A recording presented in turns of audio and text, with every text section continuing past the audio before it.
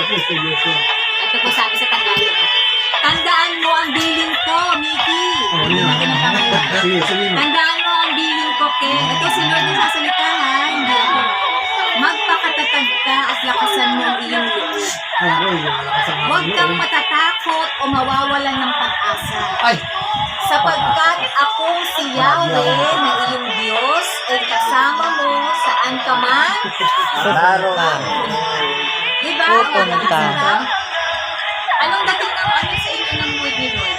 Sabihin, binibigyan ka niya ng security.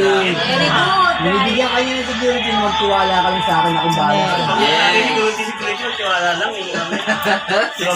Lord, ang gusto sabihin sa atin ng Lord, kapatid, kasi tayo ay may mga kahinaan din. Meaning natin, hindi tayo perfect, hindi tayo strong lagi, hindi tayo, laging mapera, hindi tayo laging malakas. Kaya, ang pinaka-fallback natin lagi sa Lord.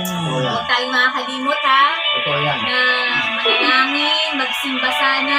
Yan, pag ganyan yung hindi nagsisimba. Kung tayo mga brother, ha? Kanina sana nakapagsimba ka. Sana nga kanina. So, laging may chance sa'yo na Sayang. bibigyan. Sayang nga. So, sana itong 2024, tanungin natin yung sarili at ano na bang talagang gusto kong mangyari. Hindi pwedeng laging ganito na ka-easy-easy lang sa buhay. Hello? Hello, hi. Ulitin ko tanungin natin, sabihin natin minsan, kamusta ba ako? Hindi laging pwedeng ganito lang ka-easy-easy sa buhay. Bakit? Kasi kung merong banta, merong warning si Lord dito lakasan mo ang iyong